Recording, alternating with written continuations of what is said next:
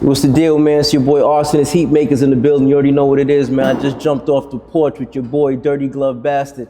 Holla at your boy Heatmakerz in the building.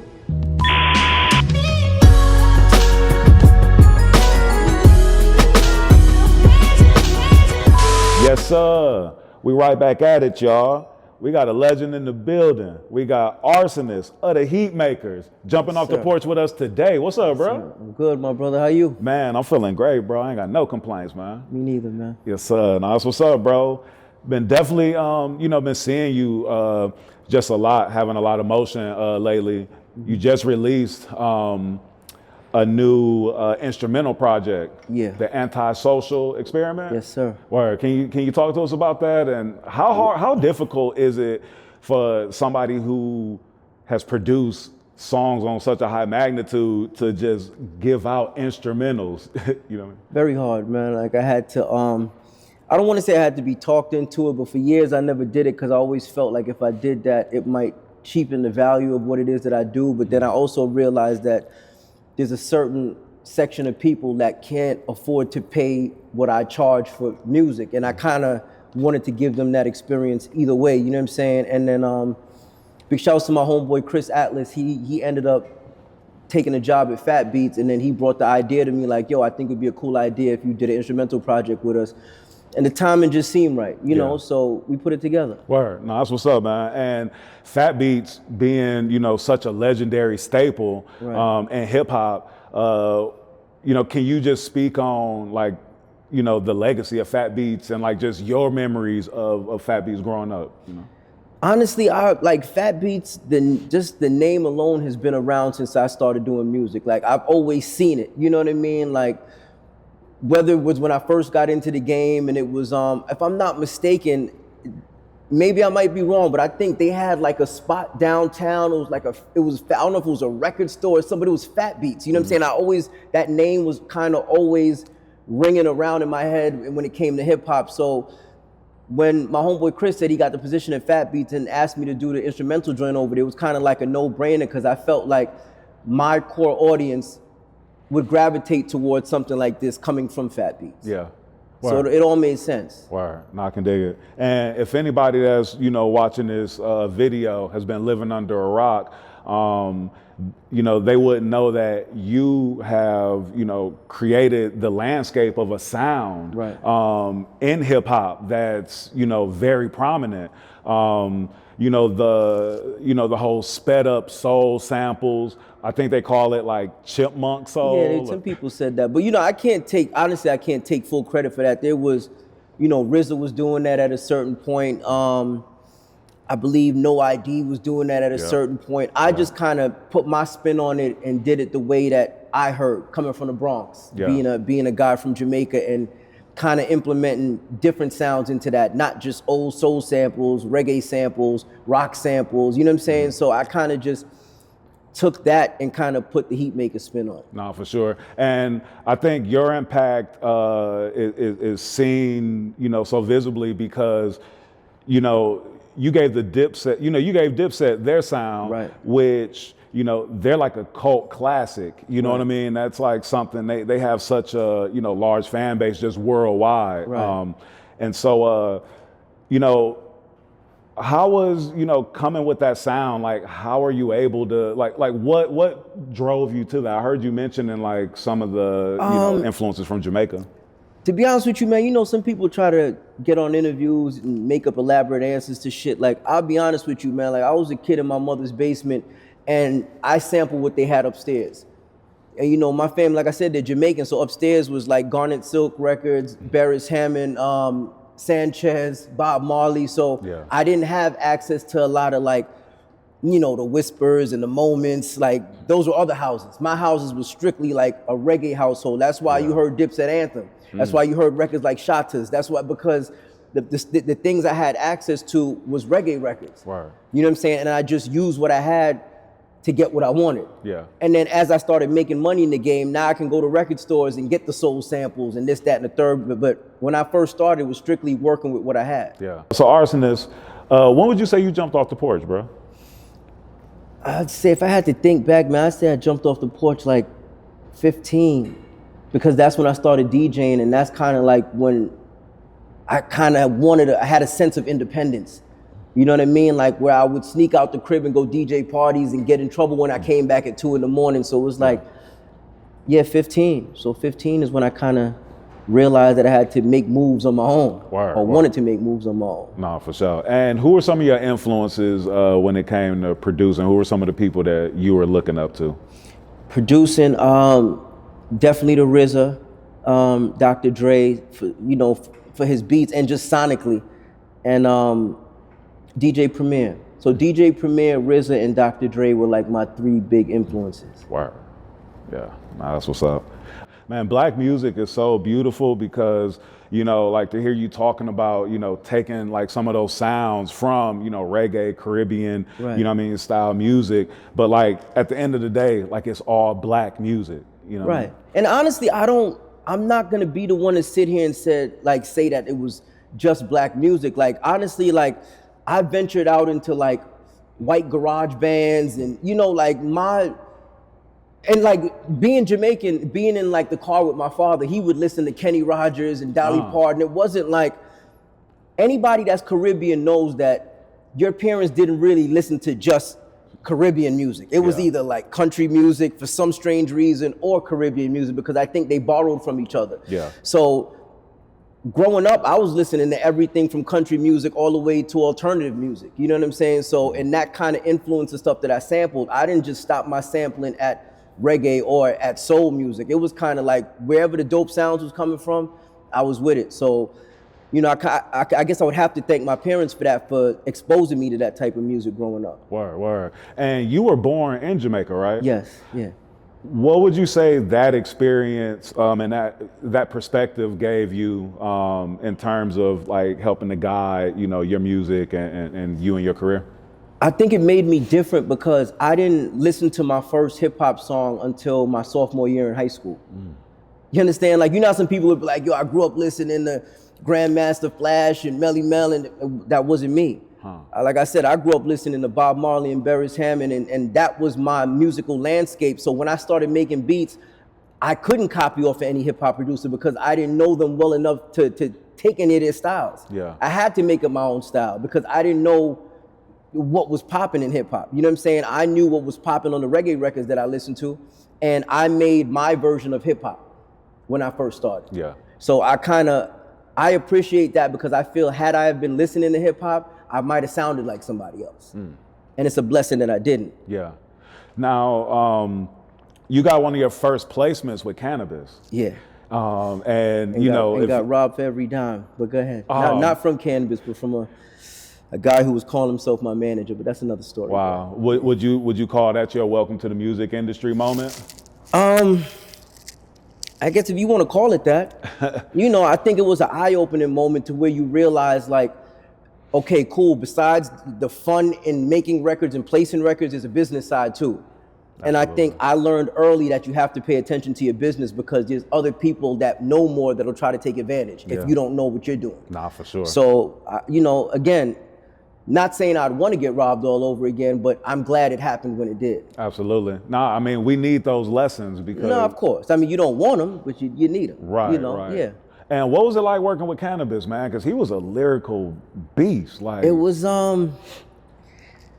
strange because at first, I'm new in the music industry at that time, so I didn't know how to be a producer. Like I tell people all the time, I was a beat maker at the time. I just made good beats. I didn't know how to get into a session and control the session and say, maybe we should try this, let's do that. It was more so, I'm happy to be here.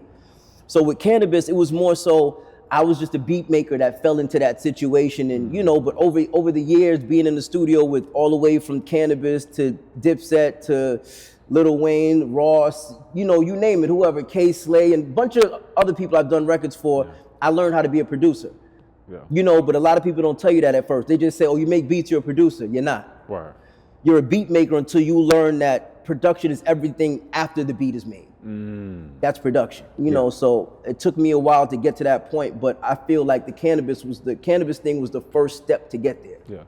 Do you feel like nowadays, a lot of these producers now, are they producers or are they more beat makers? I mean, I say a lot of shit in interviews that get me crucified, man, but I'd say they're beat makers, because at the end of the day, it's like,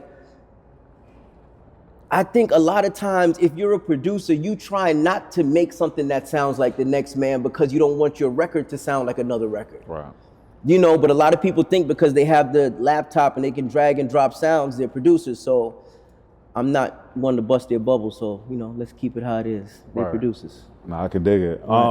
Do you remember when you actually met like the guys in DipSet? Like, how'd you meet Cam, Jewels, and Jim? I met Cam through big shouts to a guy by the name of Renee McLean. Okay, yeah. Renee McLean used to, at the time, he used to help get people's records on the radio and get played because he managed a lot of DJs at the time. So we had a group we were dealing with, and we went to Renee to get him to see if he can get that record on the radio for us. He asked us what we did, because, you know, at the time we had a bunch of jewelry on and we just kind of looked the part. So he's like, what do you guys do? And I told him, and he said, yo, I manage Cam. You guys got any beats? And I always walked with a CD. I had a CD with 20 beats on there. And out of those 20 beats, they picked 9 for Diplomatic Immunity. Then I ended up doing an extra 2 to make it 11. But that was the beginning. That's where the run started, was through Renee McLean, who I actually hit out of the blue, I want to say about a year ago, just to thank him. Because, you know, I'm the type of person, man, only thing you can offer somebody is an opportunity. Like, if somebody gives you an opportunity, that's one of the best gifts on planet Earth. You know, it's just what you do with that opportunity. And he gave us an opportunity and we ran with it. And I just realized last year I never got a chance to personally thank him. You know, so I reached out to him via DM just to thank him, you know, because I don't forget things like that. Yeah, no, for sure, for sure. And at a point in time, it was, you know, you were kind of in that list of, like, it was like people were going to Just Blaze, Kanye, Heatmakerz, you know what I mean, to like get, you know, a certain sound. How did that feel, just being like in that echelon, you know what I'm saying? And you kind of don't realize it when it's happening. Some people will lie to you and say they do, but in the moment, you're just doing what you do. It's not until years later you get a chance to look back and be like, oh shit, it was kind of crazy. Like, I kind of was at that point, you know, but when you're in that moment, you're just trying to stay in that moment. You know, because when you're in the moment, you think it's gonna last forever. Right. And I'm here to tell a lot of artists that's winning right now, it doesn't last forever. It runs out. Yeah. No matter who you are. How do you move forward? How do you cope, like, when it runs out? Because that's one of the, like... You're the last person to know it runs out. Until somebody says to you some silly shit like, yo, you still making beats? And you're like, oh shit, I'm not hot no more. That's how it happens. Yeah. You know, because a lot of times you're in a delusional state of, let me tell you how I found out. I used to do so much work, my lawyer always had money for me. Like, oh, I sent in this invoice, this, and I used to call him and be like, yo, what's up with this check and that check? Till one day I called him and he was like, yo, I got the money for you, but it's the last check. There's nothing else in the pipeline. And I'm like, what do you mean? He was like, yeah, that was unless you got something I don't know about. And it hit me like, oh shit, this is the changing of the guard, like it's happening.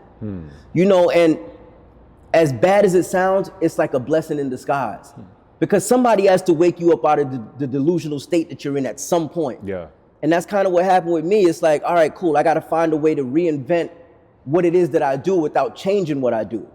You know, and that was like the years of like, for me, me reinventing myself started in about 2012. Okay. Till about 2016, I had to really figure out how to get my fan base back together and let them know that I'm still doing what I do, but this is a new improved version of what you knew before. While you doing that, are you also like developing a new sound during this time too?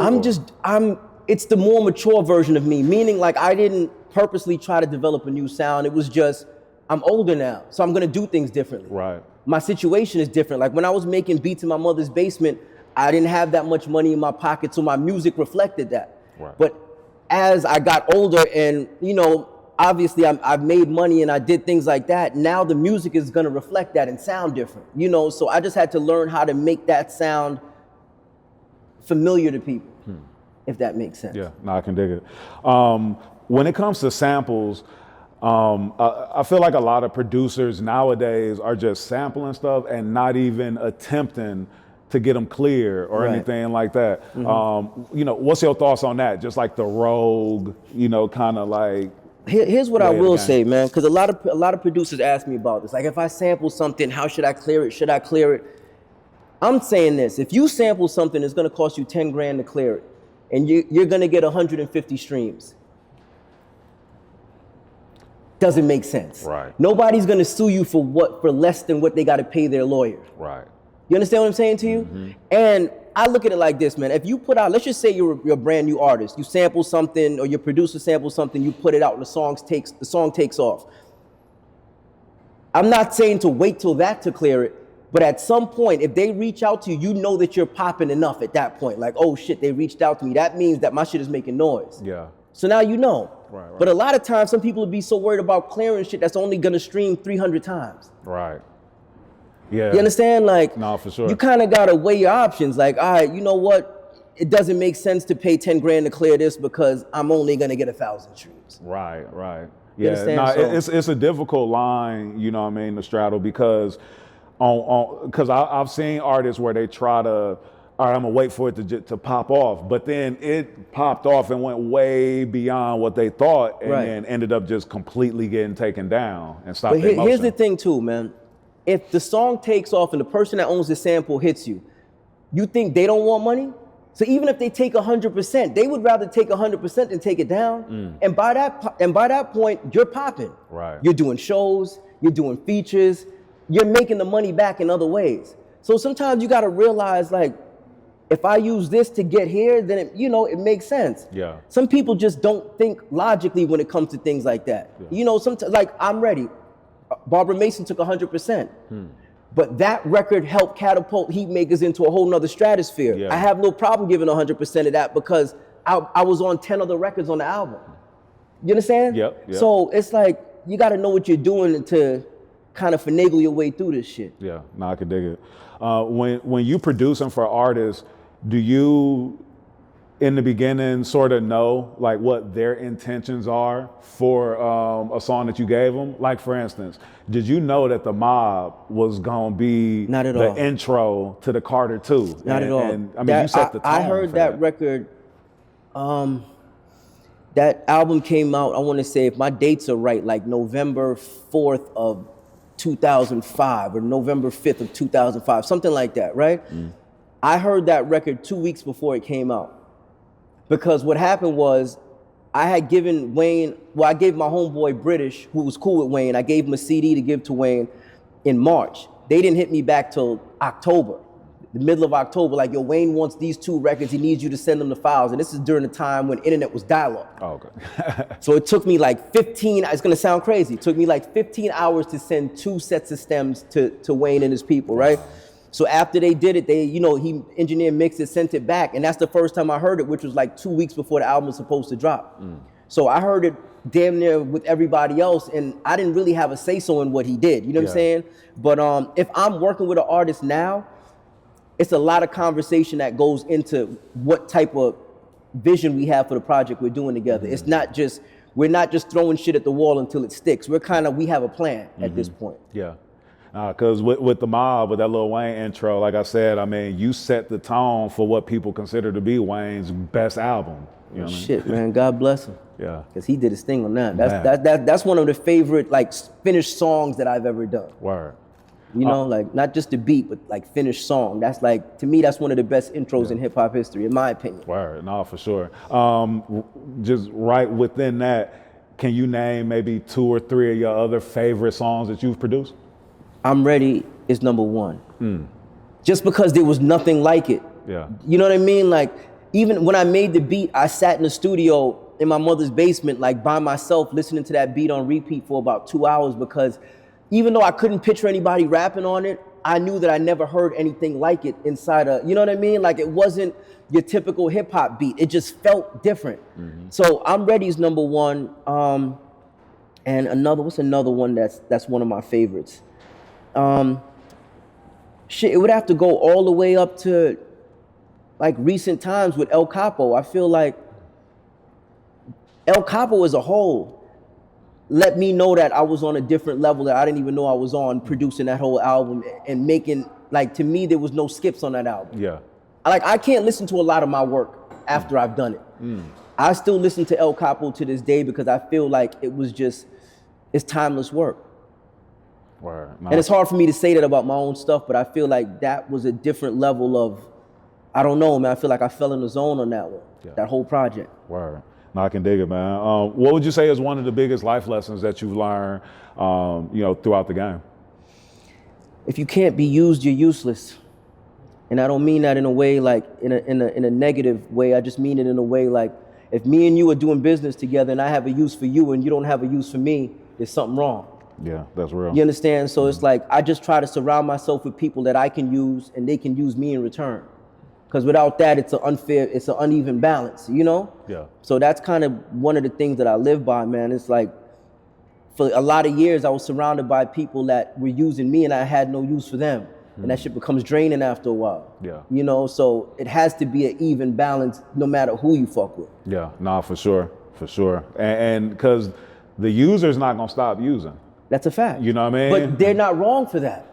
That's real. You understand? Because they realize I have a use for this person. If they don't have a use for me, fuck them. I don't care about them. They don't, you understand? So you have to make it your business to know that you can use the other person in return. Yeah, no, that's real. I've had to take that mindset and realize, like in certain scenarios, I can't even be upset with certain people. Of course not. You know, this is survival of the fit. This is what we living in. That's you know, real. it's like if you don't know how to adapt, then it's on you. Yeah, no, that's real. That's real. You also released a joint project with Joel Ortiz. Yeah, that's my brother. War man. Project. Yeah. Yeah. That's we're actually working on War 2 right now. Word. But I feel like that project is is probably his best, in my opinion, probably his best work to date as far as just like a good mature album where he's talking about real life shit. You know, a lot of people want to hear Joel go off and spit 1,000,000 bars and talk about shooting this and selling crack and doing this and doing that. But this album is more from the perspective of a 40-year-old Joel Ortiz, not a 25-year-old. And I feel like that's what music is. Music is about evolution and growth. And it's like, yeah, you could talk about shooting and killing people all day, but if you're not doing that, or you haven't done that, or that's not part of your life, it's not gonna come across as sincere. You know what I mean? Like, rap about where you are in life. If you're at this particular point in life, rap about that. There's no shame in that. A good writer can make anything interesting. Yeah, nah, for sure. That's why, off of what you just said, that's why I'm really hoping that Andre 3000 come back and start rapping and give us but this he has to perspective. want to, man, because Right. I feel like everybody wants him to come back and rap, but if it's not in his heart right now, it's not going to be the same as it was when you heard Outkast, you know? That's real. Yeah. Because he's one of the dopest to ever do it. Absolutely. No, for sure.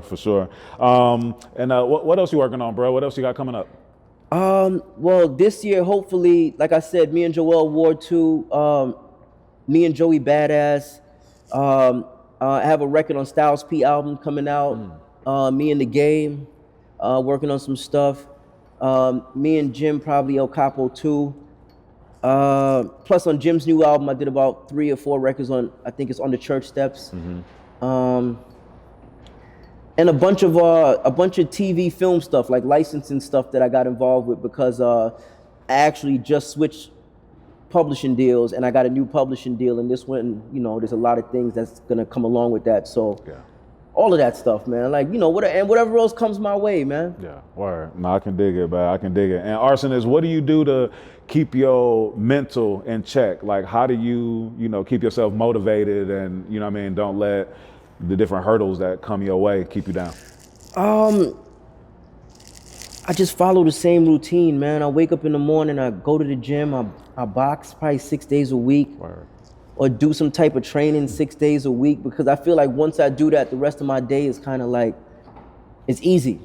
You know what I mean? If I can get to the gym at 7:30 a.m., 8 o'clock in the morning, work out for about 2 hours, and then start my day, I feel like I've already conquered a certain, you know what I mean? A certain obstacle already. So that's kind of, I just try to keep a routine. Because I feel like without a routine, everything is haywire for me. You know, so as long as I can keep my routine, I'm good to go. Word. Nah, that's what's up, man. That's what's up. You got any shout outs you want to give, bro?